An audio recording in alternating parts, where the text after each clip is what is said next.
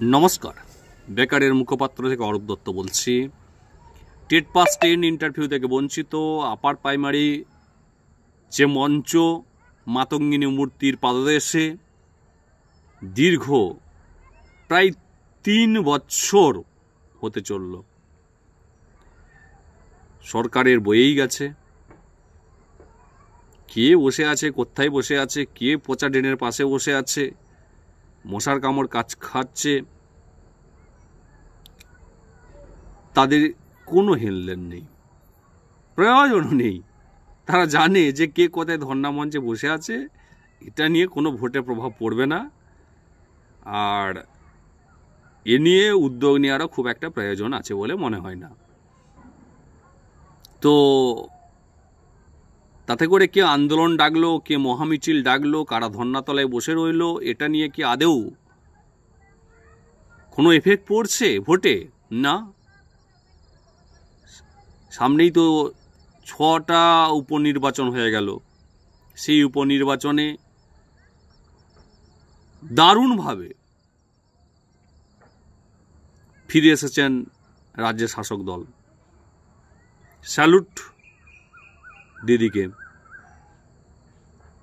কারণ হচ্ছে লক্ষ্মী ভাণ্ডার, কৃষক বন্ধু, জয় জওয়ার, স্কলারশিপ, জন্ম থেকে মৃত্যু পর্যন্ত বিভিন্ন রকম প্রকল্প, কন্যাশ্রী, সবুজ সাথী দারুণভাবে প্রভাব ফেলেছে সমাজের মধ্যে। সমাজের অধিকাংশ মানুষ ভেবেছে যে যেটা কোনো রাজ্য সরকার দিতে পারে না পশ্চিমবঙ্গে, সেটা এই সরকার দিচ্ছে। তাই সমাজে সাধারণ মানুষের মধ্যে শিক্ষা সংক্রান্ত ব্যাপার নিয়ে কোনো হেলদোল নেই। স্কুলে শিক্ষক আছে কি নেই, আদৌ পড়াশোনা হচ্ছে কি নেই, এই নিয়ে কোনো রকম কোনো ব্যাপার নেই। এ নিয়ে সমাজের অভিভাবক, সমাজের খুব একটা মাথা ব্যথা নেই। আর যারা বুদ্ধিজীবী বলে আমরা খ্যাত, যারা শহরাঞ্চলে বসবাস করে, তারা বড় বড় জায়গায় বড় বড় কমিটিতে রয়েছে এবং তারা ব্যাপারটা নিয়ে এতটা মাথা ঘামাচ্ছে না যতটা ডক্টর আন্দোলন নিয়ে বহিঃপ্রকাশ দেখিয়েছিলেন। তাই এই যে ধর্ণা মঞ্চগুলো একটার পর একটা গজিয়ে উঠেছে বা 2 বছর 3 বছর 4 বছর ধরে চলছে, সেগুলোর সরকারের চোখে কোনো ভ্যালু নেই বা কোনো মূল্য নেই। টেট পাস 10 ইন্টারভিউ থেকে বঞ্চিত তারা কেন বসে আছে ধর্ণাতলায়? না, বসে আছে তারা পরীক্ষা যখন নেওয়া হয়েছিল কলকাতা গেজেটে, তারা পরিষ্কার বলেছিল ইন্টারভিউর 15 দিন আগে পর্যন্ত সমস্ত সিট আপডেট করে নিয়োগ করব। এই 8(3) রুলস তারা ভায়োলেট করেছে, যেখানে সুপ্রিম কোর্ট বলছে নিয়োগ চলাকালীন যে নোটিফিকেশন হবে সেই নোটিফিকেশন অনুযায়ী আপনাকে নিয়োগ করতে হবে। তারপরেও তারা এই রুলস ভায়োলেট করছে, আর সেই রুলসটাকে ফলো করানোর জন্য মাতঙ্গিনী মূর্তির পাদদেশে আমাদের সহযোদ্ধারা যারা তারা বসে আছে দীর্ঘদিন। 3 বছর হয়ে গেল। আমি যে প্রকল্পগুলোর নাম বললাম সেগুলোর জন্য রাজ্য সরকারের যিনি প্রধান দিদিকে স্যালুট। খুব সুন্দর এক প্রকল্প, যেটা জনমানসে প্রভাব ফেলেছে। ধরুন, জনমানসে যদি প্রভাব না ফেলতো, যতই আপনি বলেন না কেন যে অনেক কিছু বলতে পারেন, কিন্তু মানুষের মধ্যে একটা প্রভাব তো রয়েছে, তার ফলে তারা ভোট পাচ্ছে। কিন্তু বিষয়টা হলো, দিদি আপনি তো মানবিক।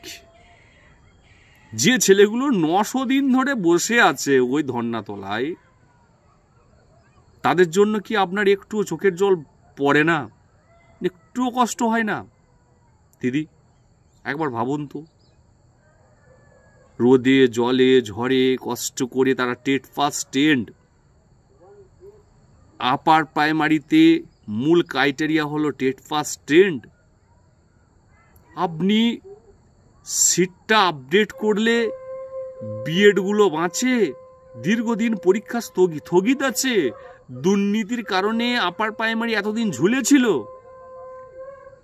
ওরা আজকে 11ই ডিসেম্বর 900 দিন পালন করে, 900 দিনের দিন তারা একটা কি করছে, মহামিছিল ডেকেছে।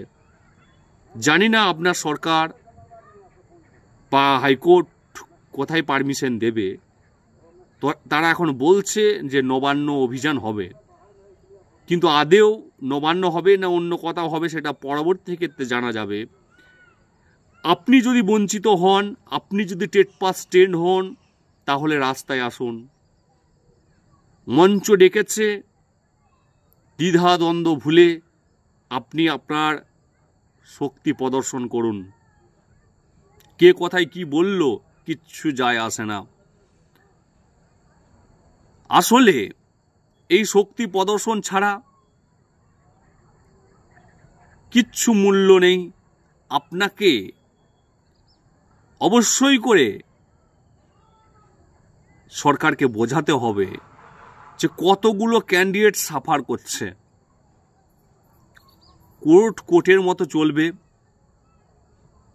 বিচার ব্যবস্থা বিচারের মতো চলুক, কিন্তু যারা মনে করছে রাস্তার আন্দোলন জরুরি, রাস্তার আন্দোলনকে কেন্দ্র করে সরকারকে ধাক্কা মারা উচিত, তাদেরকে পূর্ণ সমর্থন আপনারা সকলে মিলে করুন।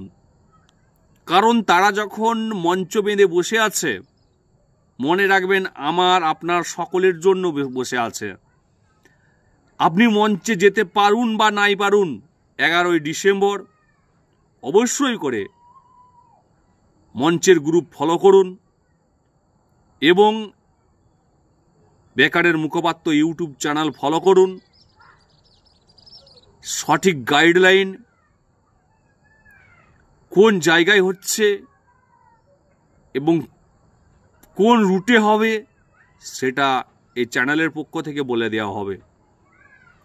যদিও এই চ্যানেলের সাথে মঞ্চের সরাসরি কোনো যোগাযোগ নেই, সেটা ওনারা বলছেন, কিন্তু আমি একজন as a upper primary candidate হিসাবে আমি আপনাদেরকে বলছি যে অবশ্যই করে এই আন্দোলনে যোগদান করুন। এই যোগদানে অবশ্যই করে দলে দলে আসুন এবং দিদিকে জানান দিন যে আমরা এতজন মিলে ওভারেজ কোনোদিন পরীক্ষায় বসতে পারবো না, টেট পাস স্ট্যান্ড আমরা দিদি।